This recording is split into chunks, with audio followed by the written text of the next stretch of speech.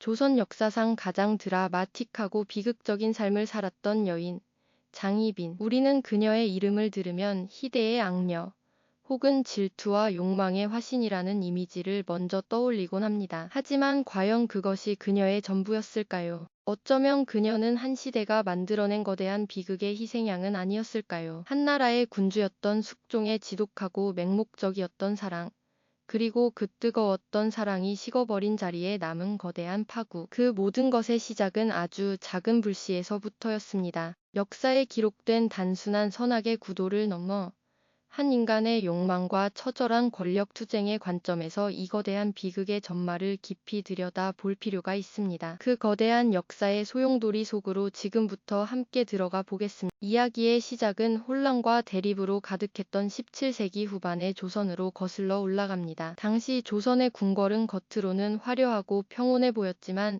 그 내부는 서인과 남인이라는 거대 정치 세력에 보이지 않는 전쟁터와도 같았죠. 앳된 얼굴의 젊은 국왕 숙종은 이살얼음판 같은 정국 위에서 위태로운 왕권을 지켜내야만 했습니다. 그의 주변에는 충원을 가장한 견제와 압박이 항상 들끓었고, 어린 왕은 누구도 온전히 믿을 수 없는 깊은 고독감 속에서 하루하루를 버텨내고 있었습니다. 무거운 용포를 입고 근정전에 앉아 신하들의 날선 논쟁을 듣는 그의 표정은 언제나 굳어 있었고, 그 누구에게도 속내를 쉽게 드러내지 않았습니다. 그는 강력한 왕권을 꿈꿨지만 현실은 거대한 붕당의 힘 앞에서 무력감을 느끼게 할 때가 많았거든요. 바로 그때 마치 어두운 밤 하늘에 떠오른 한 줄기 별빛처럼 한 여인이 숙종의 눈에 들어오기 시작합니다. 그녀의 이름은 장옥정. 훗날 우리가 희빈 장씨로 기억하게 될 바로 그 인물입니다. 그녀는 당대 최고의 권세가 집안 출신이 아니었습니다. 역관이라는 중인 신분의 집안에서 태어나 나인 신분으로 궁에 들어온 미천한 존재였죠. 하지만 그녀에게는 신분을 뛰어넘는 특별한 무언가가 있었습니다. 기록에 따르면 그녀는 눈부신 미모의 소유자였다고 전해지는데 단순히 얼굴만 아름다운 것이 아니었습니다. 총명함이 엿보이는 깊은 눈빛과 상대방을 편안하게 만드는 부드러운 목소리, 그리고 무엇보다 당당함을 잃지 않는 태도는 다른 궁녀들과는 확연히 다른 분위기를 풍겼습니다. 엄격한 규율과 서열이 지배하는 궁궐 안에서 그녀는 자신만의 빛을 잃지 않고 꿋꿋이 피어난 한 송이 꽃과도 같았습니다. 숙종이 그런 그녀에게 매료되어 가는 과정은 어쩌면 필연이었을지 모릅니다. 정치적 계산과 이해관계로 얽힌 사람들 속에서 진정한 위안을 찾지 못하던 젊은 왕에게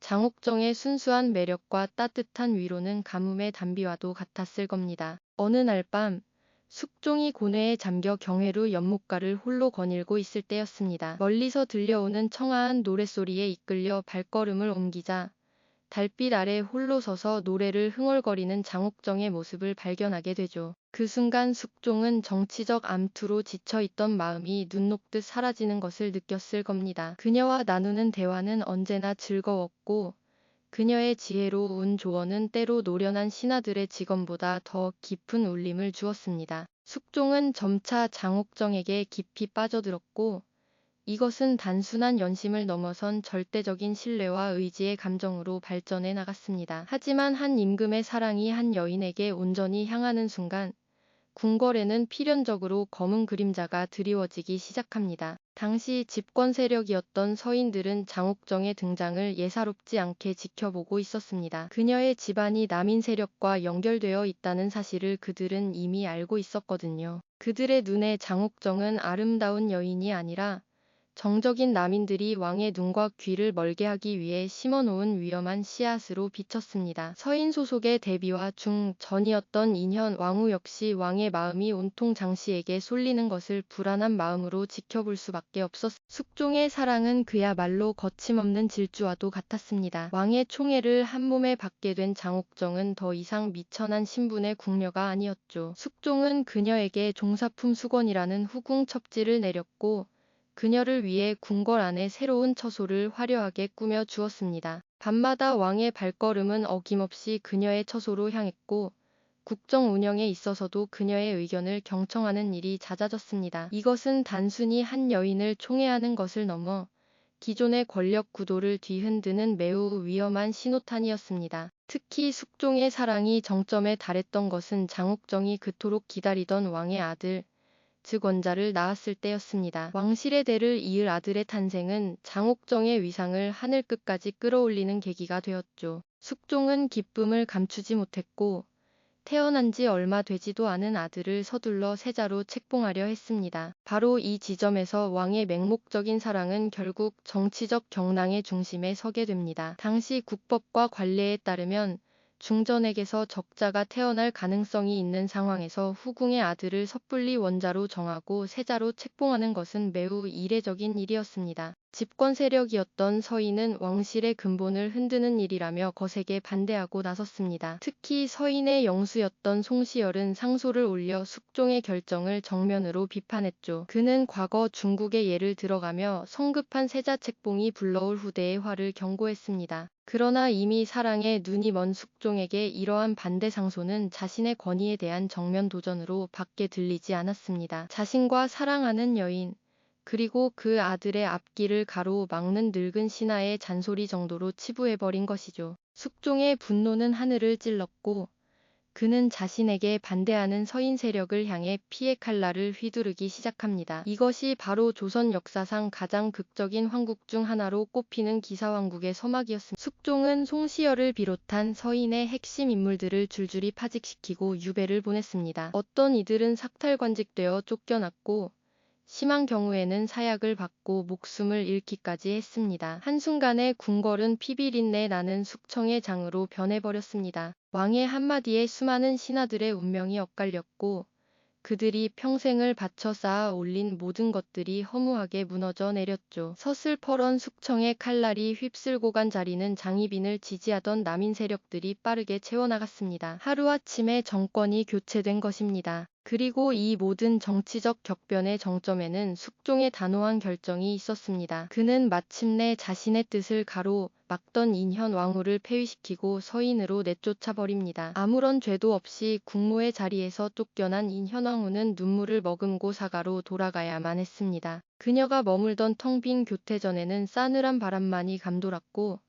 한때 왕비의 온기로 가득했던 공간은 외로움과 고뇌의 상징이 되어버렸습니다. 숙종의 사랑이 불러온 질주는 마침내 한나라의 국모를 폐위시키는 비정한 결과로 이어진 것입니다. 그리고 마침내 중인의 딸이었던 장옥정은 꿈에도 그리던 왕비의 자리에 오르게 됩니다. 그녀는 이제 더 이상 희빈장씨가 아닌 국모 희빈장씨, 즉 왕비가 된 것이죠. 그녀가 화려한 델에 복을 입고 교태전의 새로운 주인이 되는 순간은 그녀 인생의 가장 빛나는 정점이었습니다. 미천한 신분으로 태어나 오직 한 남자의 사랑에 의지해 나라에서 가장 높은 여인의 자리에 오른 것입니다. 권력의 정점에 선 그녀의 위세는 하늘을 찌를 듯했습니다. 그녀의 오라비였던 장희재를 비롯한 그녀의 일가, 친척들은 모두 조정의 요직을 차지했고 남인 세력은 그야말로 무소불위의 권력을 휘둘렀습니다. 왕비가 된 장희빈의 말 한마디는 곧 왕의 뜻이었고 그 누구도 감히 그녀의 심기를 거스를 수 없었습니다. 그녀는 위풍당당하게 신하들 앞을 거닐었고 그녀의 눈빛에는 세상을 다 가진 자의 오만 한마저 서리기 시작했습니다. 하지만 달이 차면 기우는 법이라고 했던가요. 모든 것을 다 가진 것처럼 보였던 그녀의 삶에도 서서히 어두운 그림자가 드리워지기 시작합니다. 권력의 가장 높은 곳에 올라서자 그녀는 이전에는 보이지 않던 것들을 보게 되었고 느끼지 못했던 불안감에 휩싸이기 시작했죠. 무엇보다 그녀를 가장 불안하게 만들었던 것은 바로 숙종의 마음이었습니다. 한때 자신을 향해 불타오르던 왕의 사랑이 예전 같지 않다는 것을 그녀는 본능적으로 느끼고 있었습니다. 숙종은 점차 변해가고 있었습니다. 맹목적인 사랑에 빠져있던 젊은 군주는 이제 냉철한 현실 감각을 지닌 노련한 정치가가 되어가고 있었거든요. 그는 자신이 기사왕국을 통해 남인에게 너무 많은 힘을 실어주었다는 것을 깨닫기 시작했습니다. 장희빈의 친족들과 남인 세력의 전횡은 날이 갈수록 심해졌고 백성들의 원성 또한 높아져만 갔습니다. 숙종은 장희빈을 바라볼 때 더 이상 사랑스러운 여인을 보는 것이 아니라 비대해진 남인 세력의 구심점을 보는 듯한 싸늘한 시선을 보내기 시작했습니다. 어느 날 밤 숙종이 장희빈의 처소를 찾았지만 두 사람 사이에는 어색한 침묵만이 흘렀습니다. 예전처럼 다 정하게 손을 잡아주지도 따뜻한 눈빛을 보내주지도 않는 왕의 모습에 장희빈의 얼굴에는 초조함과 불안감이 역력하게 드러났습니다. 엎친 데 덮친 격으로 폐위되어 사가에 머물던 인현 왕후에 대한 동정 여론이 조선 팔도에 퍼져나가기 시작했습니다. 아무런 잘못 없이 쫓겨난 현숙한 왕비를 백성들은 그리워했고 그녀가 유배지에서 홀로 고통받는 모습은 사람들의 마음을 움직였습니다. 인현 왕후를 지지하던 서인 세력은 이 기회를 놓치지 않고 복위를 위한 물밑 작업을 치밀하게 진행하고 있었죠. 반면 왕비 장씨의 오만함과 그녀 일가의 부패에 대한 소문은 꼬리에 꼬리를 물고 퍼져나갔습니다. 권력의 추가 다시 한번 거세게 흔들리기 시작하는 불길한 전조였습니다. 왕비가 된 장희빈은 자신의 자리가 결코 안전하지 않다는 것을 깨닫고 더욱 예민해지고 포악해져만 갔습니다. 그녀는 자신의 아들인 세자의 지위를 위협할 수 있는 모든 가능성을 차단하려 했고 궁궐 내에서 자신에게 조금이라도 반대하는 기미를 보이는 이들을 가차없이 짓밟았습니다. 하지만 그녀가 발버둥 칠수록 숙종의 마음은 더욱 차갑게 식어갔고 그녀를 옥죄어오는 압박감은 점점 더 커져만 갔습니다. 권력의 가장 높은 곳에 올라서지만 그녀의 발밑은 이미 꺼져가는 불씨처럼 위태롭게 흔들리고 있었습니다. 숙종의 마음 속에서는 이미 또 다른 거대한 정치적 폭풍이 조용히 자라나고 있었던 겁니다. 그리고 마침내 숙종의 칼날은 다시 한번 방향을 바꾸게 됩니다. 1694년 그는 또 한 번의 황국, 즉 갑수렁국을 일으켜 남인 세력을 대거 축출하고 서인 세력을 다시 불러들였습니다. 이 모든 것은 인현 왕후의 복위를 위한 치밀한 정치적 계산이었습니다. 왕비 장씨는 하루아침에 다시 희빈의 자리로 강등되었고 그녀의 편에 섰던 남인들은 역적으로 몰려 처참하게 몰락했습니다. 텅 빈 교태전으로 돌아온 인현 왕후는 눈물을 흘렸지만 그곳은 이미 예전의 따뜻한 공간이 아니었습니다. 궁궐은 피해 숙청이 남긴 상처와 불신으로 가득 차 있었거든요. 희빈으로 강등된 장씨는 취선당이라는 작은 처소에 머물게 되었는데 한때 국모로서 호령하던 그녀에게는 감옥과도 같은 굴욕의 공간이었을 겁니다. 그녀는 창밖을 내다보며 자신의 아들인 세자의 안위만을 걱정했고 빼앗긴 모든 것을 되찾기 위한 복수의 칼날을 조용히 갈기 시작했습니다. 시간이 흘러 1701년 복위했던 인현 왕후가 오랜 병환 끝에 세상을 떠나고 맙니다. 그녀의 죽음은 조선 왕실의 또 다른 비극의 씨앗을 뿌리게 되죠. 인현 왕후가 승하한 직후 장희빈이 자신의 처소인 취선당에 신당을 차려놓고 인현 왕후를 저주하는 굿을 벌였다는 끔찍한 고변이 터져 나왔기 때문입니다. 기록에 따르면 취선당 일대를 수색한 결과 땅속에서 인현 왕후를 본뜬 흉측한 인형과 저주에 사용된 물건들이 발견되었다고 전해집니다. 이 소식을 들은 숙종의 분노는 그야말로 극에 달했습니다. 그는 더 이상 장희빈을 한때 사랑했던 여인으로 보지 않았습니다. 왕실의 근본을 어지럽히고 국모를 저주한 용서 받지 못할 죄인으로 낙인 찍어버린 것이죠. 이것이 장희빈의 삶에 마침표를 찍게 되는 무고의 옥사건입니다. 숙종은 조금의 망설임도 없이 장희빈에게 자결을 명하는 비만기를 내립니다. 왕의 명령은 절대적이었고 그 누구도 거스를 수 없었습니다. 차가운 사약이 담긴 그릇이 마침내 취선당의 장희빈에게 전달되었습니다. 그녀의 마지막 순간에 대해서는 여러 가지 설이 전해지지만 한 가지 분명한 것은 그녀가 결코 순순히 죽음을 받아들이지 않았다는 점입니다. 그녀는 자신의 아들인 세자를 마지막으로 한번 보게 해달라고 애원했다고도 하고 끝까지 자신의 결백을 주장하며 억울함을 토로했다고도 전해집니다. 한때는 한나라의 국모였고 왕의 지극한 사랑을 받았던 여인의 마지막은 너무나도 초라하고 비참했습니다. 싸늘한 마루 위에 쓰러져 숨을 거두는 그녀의 모습은 권력과 사랑의 무상함을 보여주는 가장 비극적인 장면이었을 겁니다. 그렇게 장희빈은 파란만장했던 삶을 마감하게 됩니다. 숙종이 장희빈에게 사약을 내린 이 결정은 단순한 감정적 복수였을까요? 어쩌면 그 이면에는 더욱 냉철하고 무서운 정치적 계산이 숨어 있었을지도 모릅니다. 숙종은 장희빈을 제거함으로써 그녀를 구심점으로 삼았던 남인 세력의 재기 가능성을 완전히 차단했습니다. 또한 그는 아들인 세자가 장차 왕위에 올랐을 때 강력한 외척 세력을 등에 업은 어머니 때문에 휘둘리는 것을 미리 방지하고자 했던 것일 수 있습니다. 실제로 숙종은 이 사건 이후 앞으로는 후궁이 왕비의 자리에 오를 수 없다.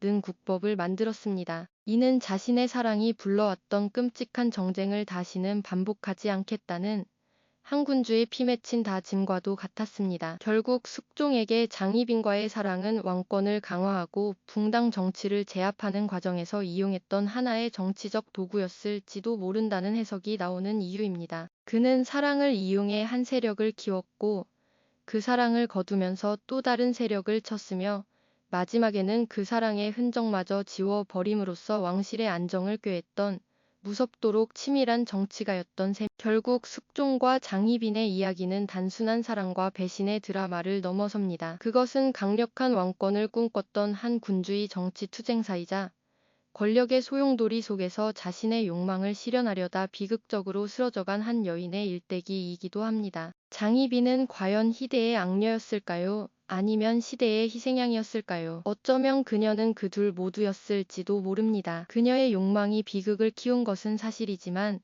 그 욕망을 부추기고 이용했으며 결국 파멸로 이끈 것은 결국 숙종의 사랑과 조선의 냉혹한 정치 현실이었으니까요. 역사의 기록은 승자의 입장에서 쓰이기 마련입니다. 우리는 장희빈이라는 이름 뒤에 가려진 한 인간의 고뇌와 눈물, 그리고 처절했던 삶의 흔적을 잊지 말아야 할 것입니다. 과연 그들의 비극은 온전히 한 사람의 잘못이었을까요? 아니면 시대가 만들어낸 피할 수 없는 운명이었을까요? 오늘 이야기가 흥미로우셨다면 구독과 좋아요 부탁드립니다.